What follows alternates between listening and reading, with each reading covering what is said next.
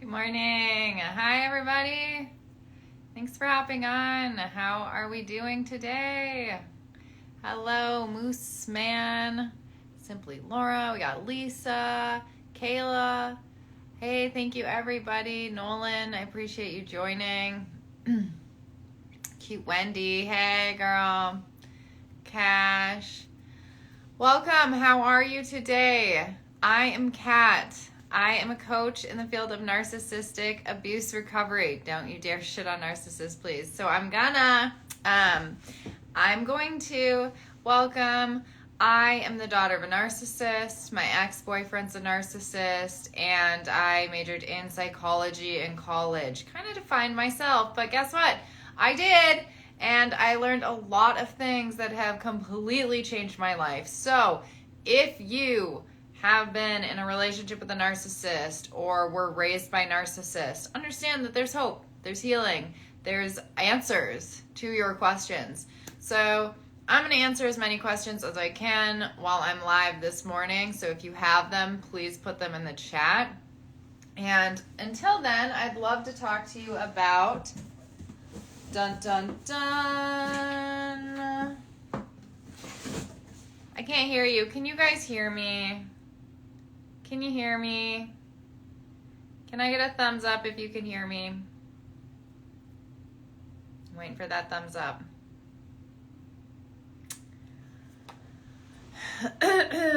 Okay, thank you. So, until then, put your questions in the chat. I want to talk about narcissistic abuse tactics, okay? What is happening is the narcissist is using a bunch of tactics to confuse you and convince you that they're doing nothing wrong and that you're a bad person, that you're actually just impossible to please. So is it true they will always come back? They will not always come back. In my experience, they always do, but there are definitely cases in which they just discard you. So let's talk about the stages of narcissistic abuse. Okay, and if you want one of these, you can get it on my website, okay, standcoaching.com, 26 most common ways a narcissist abuses you. So, the beginning of the narcissistic abuse cycle starts with the idealization phase. In this phase, you're going to see things like mirroring, love bombing, future faking. Again, all of those tactics are here in the book with an in-depth discussion of each. Or you can get my 28-day course where I explain it to you in depth with examples and hypotheticals. So they're going to mirror you. They're going to reflect your traits, values, personality, wants, needs, everything back to you. They're going to listen and intentionally understand what it is you want with your life, and then they're going to promise those things to you, okay? They're going to love bomb you, meaning they're going to shower you with attention, passion, affection, and all of this to facilitate a deeper bond between you and them. Because once that bond is formed and you've formed an attachment to this person, they can begin abusing. Which brings us to step 2 of the cycle, devaluation. In the devaluation stage, that's where we start to see a lot of these tactics pop out. Let me see. Oh, also the mask, the mask in the beginning. Okay, that's where we see gaslighting, straw manning, word salad, dog whistling, breadcrumbing, double bind, silent treatment, scapegoating, isolation, projection, triangulation, financial abuse. The list goes on and on and on. Grooming. Okay, so they're going to start devaluing you. They're going to start gaslighting you and making you feel like you're the one that's going insane. They're going to start changing the intention of your words. They're going to start deflecting. They're going to play the victim. They're going to lie. They're going to tell other people bad things about you, right? They're going to do all of these things. And then when you've had enough, we're going to go back to the idealization phase. We're going to put that mask back on, and we're going to go back to love bombing and hoovering. We call this the hoover, right? So they're trying to suck you back in, and they are extremely intuitive people. Extremely intuitive. So if you even in your own self withdraw and start to have thoughts, they can tell. It's like they can sense it. They sniff it out. And that's when they start planning a nice big trip, the one that you've always wanted, for 3 months from now, because it's not a good time to leave now. Now we shouldn't leave. And so they're going to start promising you that they're going to change. They'll go to therapy, maybe. They're going to go to therapy, couples therapy, maybe. They're going to do all these things, and then they will change for a little while. 3 days, 3 weeks, maybe a month if it's real bad. Like, say they actually like get really physical. They beat you and you're like, gonna leave. And then they're like, no, don't leave. They might put on the mask for a little bit longer that time. But you know what? Sometimes I get asked, well, do they know what they're doing? Do they know that it's wrong? I'm so confused. We know that they know that it's wrong. Can they change? We know that they can change. You want to know why we know they can change? Because they have control of their behavior. Because they're nice to you in the beginning.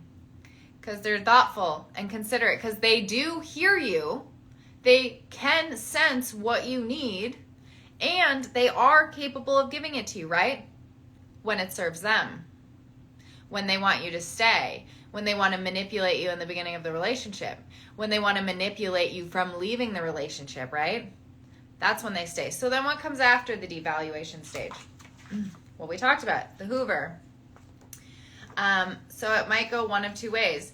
After the idealization, devaluation, which will go in a loop for like 10, 20, 30, 40, 50, 60 years, idealization, devaluation, ideal, deep. You'll notice, though, the idealization gets a lot shorter. The stage gets a lot shorter, and the devaluation stage gets a lot longer, right? So what happens after that? One of two things will end the relationship. Either you leave or they discard you. So if you leave, that's where we see the Hoover, and then rinse, repeat, right? We're back into the idealization, devaluation. But if they discard you, that will be abrupt, it will be cold, and you will not see them again. Well, that's not true. You may. They might discard you, leave you for a new supply, but then still want that ego stroke once in a while, so they'll come back or breadcrumb just to see if you're available for them to take back, and when you are, they won't want you back. They just want, their ego wants to know that they could get you back if they wanted to. Or they might just full on abandon you, and you will be left feeling alone and abandoned and just completely taken for granted, okay? So that is the abuse cycle. Again, if any of you want a coaching session with me, please just go to my main profile and click the link. Other than that, I'm going to open the floor for questions, and I'll come on periodically and kind of go more into depth about some of these tactics that they use against you. But like I said, you can get this book on my website, standcoaching.com, or you can just go to the link in my, standcoaching.com. You can just go to the link in my profile, in my bio, and it will be like, expanded playbook. Woo, click here, and you can just pick one of these up. Get it today.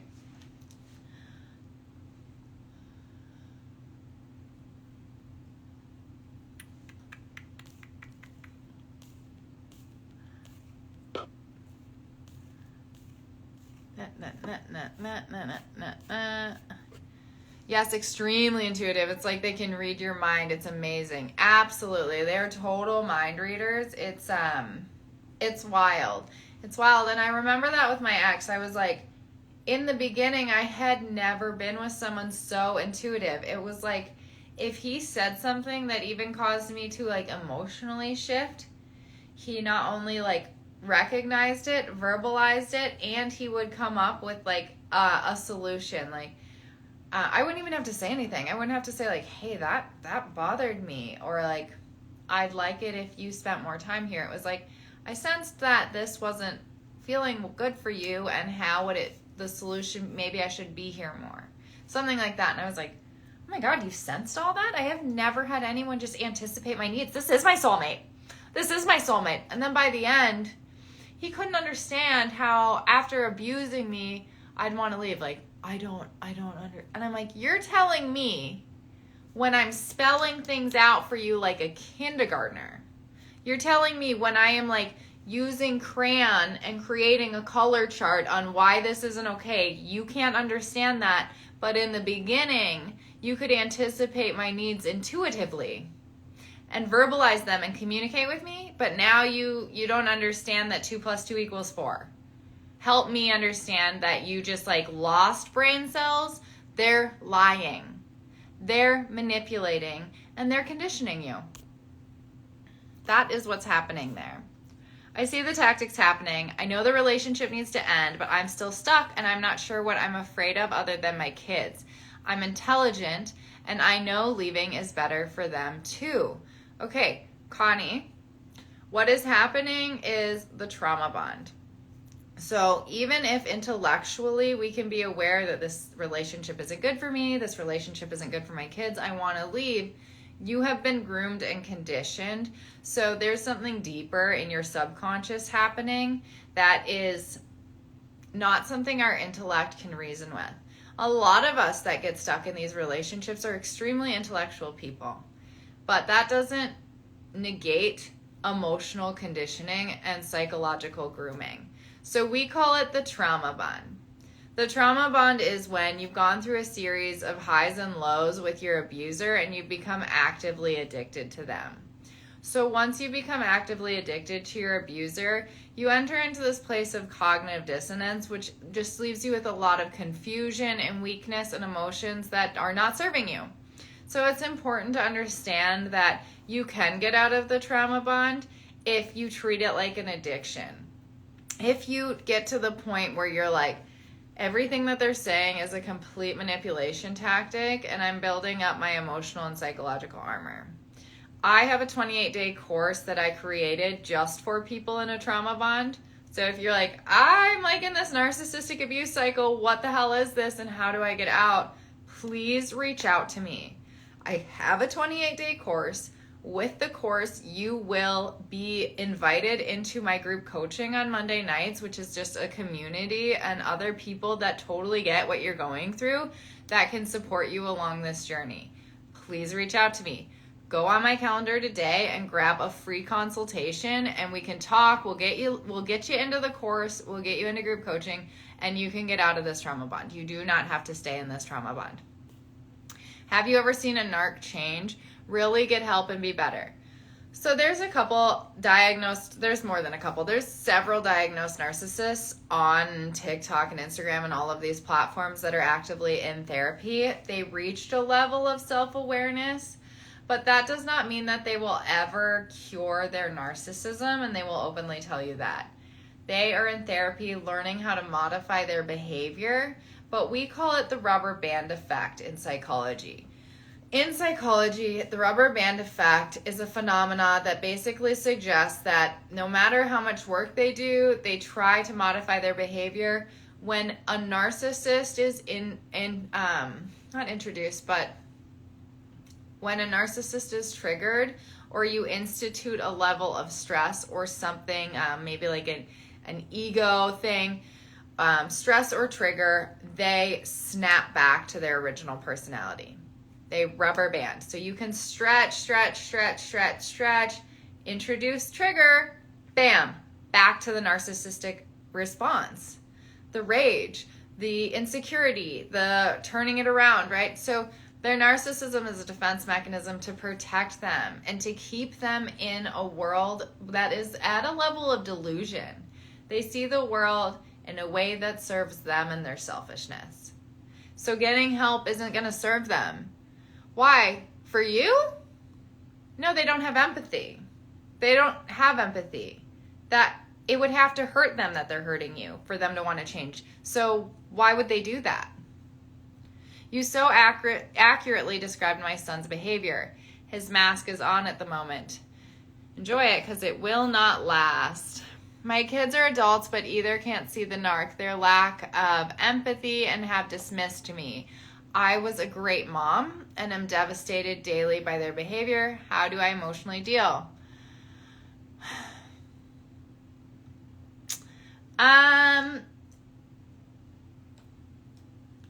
It's going to be really important to kind of, I think, grieve the loss of your expectation of who your sons will be.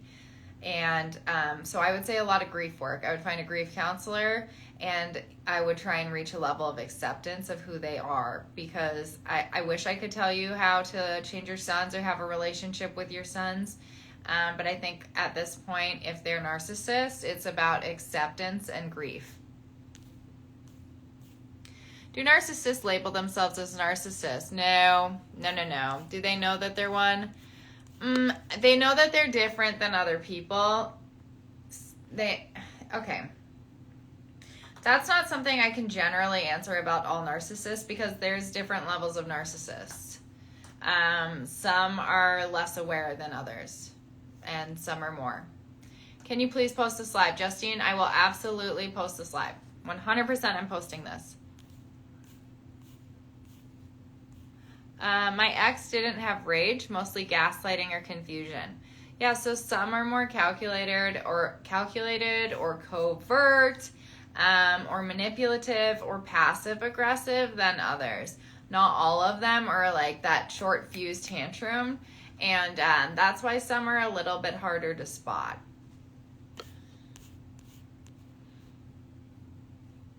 Where are you from? Minnesota. It's sad that everybody thinks he is a good person because he goes out of his way to help people.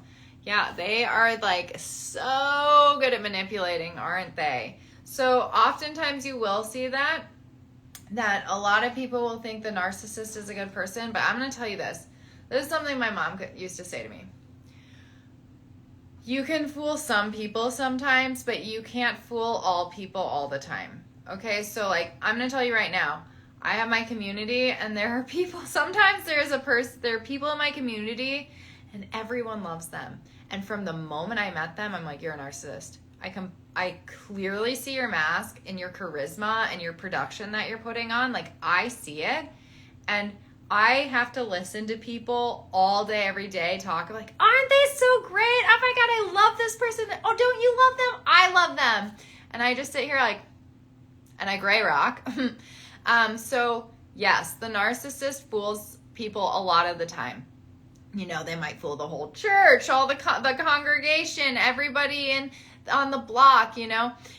They might be head of the PTA, all of these things, but they're not fooling everybody, because you'll notice that when you get out of a narcissistic relationship, all of a sudden people come forward and they're like, I knew the whole time your partner had control issues. I have been dying for you to see it. Because a lot of people don't want to talk to you, because what happens? The victim lashes back when you're like, hey, I don't know if your partner, like, if you deserve that. And like, well, he's only doing that because he's stressed out. You don't know him the way I do. He has trauma. And you're like, all right, well, fuck me. I'm not going to say anything anymore. So a lot of people hold their tongue out of respect for you and your relationship. And nobody wants to tell the battered person to leave, because the battered person never wants to leave. So until you're ready to leave, that's when all the people are going to come out of the woodwork and be like, yeah, we knew the whole time and we're here for you. So don't think that they have everybody fooled. How do you break the trauma bond and get away? How do you remain a good person when you are giving up on someone? So by staying with them, you're giving up on yourself. Remember that. You're not giving up on them. You're choosing you. It's their responsibility to choose them and their healing. They are a grown-ass motherfucking adult, and they can heal themselves. You are not giving up on them, okay? You're choosing you. In fact, if you stay in abuse for a grown-ass motherfucking adult that does not want to heal themselves and is hurting you, you're giving up on you, okay? So I just want to make that clear first of all. So how do you break the trauma bond? You want to treat it like an addiction, because what the trauma bond is an active addiction to your abuser. So you're likely going to be in cognitive dissonance. Cognitive dissonance is when you have two conflicting thoughts, feelings, or emotions. So you create a justification so that your body does not feel uneasy with these two thoughts. For example, my partner is completely abusive, and I really, really love this person and I don't want to leave them. So like in my body, it's like, oh, like I can't love someone that abuses me. So I'm going to create a justification. Maybe they're having a bad day. Maybe they'll change. Well, if I hadn't have said that, they wouldn't have reacted that way. Well, maybe I'm just being sensitive. Maybe their trauma, they're sorry. The way that they're love bombing now is their guilt. That shows that they're guilty, right? That's empathy. Okay, so I can stay. So we're giving ourselves justifications and excuses to stay. So to break the trauma bond, you're going to want to work through that cognitive dissonance and become aware that there is no justification for abuse. And you're going to want to treat it, like I said, like an addiction. So you're never going to get sober from heroin while you are shooting up heroin. You have to stop using the drug. That drug is their love bombing. That drug is their attention, validation, communication. You have to stop using it. So I will have people come into a session with me and say things like, they devalue me, they tell me I'm fat, they tell me I'm lazy, they tell me I need to start working out, and then they'll say things like, I don't think I'm ever going to find somebody that will love me this much again. Okay, I'm sorry. Help me understand. Help me understand how anything that you said here is love, and how you don't think you can find somebody else to call you fat and tell you to go to the gym. You know? So I don't think that a lot of us, when we're in the trauma bond and cognitive dissonance, are aware of how conflicted our thoughts actually are, because this and this are not the same. They abuse me, but they love me. Those are not the same. Somebody that loves you and values you and cherishes you and worships you does not abuse you ever. Not ever. Okay? Sorry, this was a long-winded answer. Finally, if you would like assistance breaking the trauma bond, I created a 28-day course just for people trying to break the trauma bond. You will learn in the course the complete cycle of abuse, all of the tactics used to groom you and condition you and confuse you, and then you're going to spend a week just working through the cognitive dissonance, really bringing those thoughts into awareness and challenging your belief system. And I've included a lot of information on how to challenge your belief system and why we develop beliefs in the first place. And then the last week is going to be spent with just nonstop tools to break the trauma bond and create healthy distractions and associations and recondition our own neural pathways. So you're going to get all of that in 28 days. Plus, you're going to be invited into the community of group coaching on Monday nights so that you have that extra support. And I would love to meet with you individually. So please reach out to me. Go to my calendar, grab a free consultation, and I will help get you enrolled in that course so you can start today, if that's something that you want to do. Because if you're not ready to leave, there is no point. There's no point, okay? It's not going to serve you to come into a session with me and be like, I'm just not ready. It's like, well, okay, then you're not ready, okay? But when you're done, you'll know it. When you are so sick of it, you'll know it, and it will be here. So whenever it is that you're ready.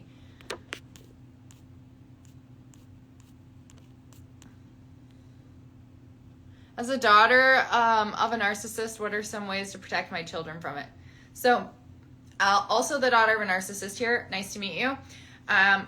If you are the child of a narcissist, the top things that completely saved my life from all of the PTSD of being the daughter of an emotionally immature parent is learning emotional intelligence. Number one thing you can do for you and your children is learn emotional intelligence.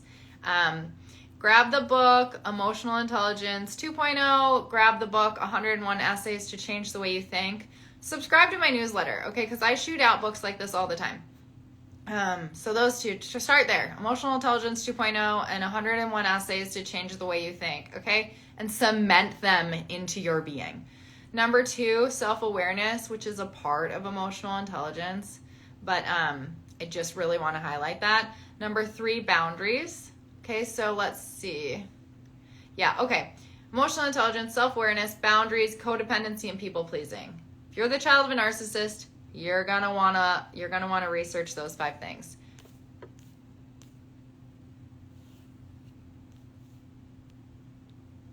Is there a test to see if you're in the narcissist? Yeah, we call that a personality assessment. You can go get that from the local psychologist. And they'll tell you. But the thing is, it's not a test you can manipulate. Narcissists think they're so good, but they've created personality tests so that you can't manipulate them. It's not like, do I get pleasure from hurting people? It's not shit like that. It's like, oh, can I rub the top of my head and my belly at the same time? You know, it's like things that, and they're like, yes, I don't know. Or like, what do you see in this picture? So they're not manipulated.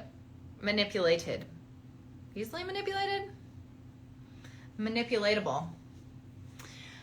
Okay, so it's been a pleasure being live with all of you this morning.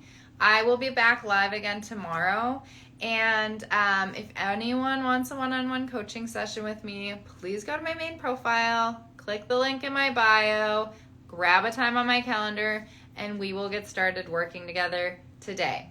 I hope you all have a great day, and I'll be back tomorrow. Stay strong.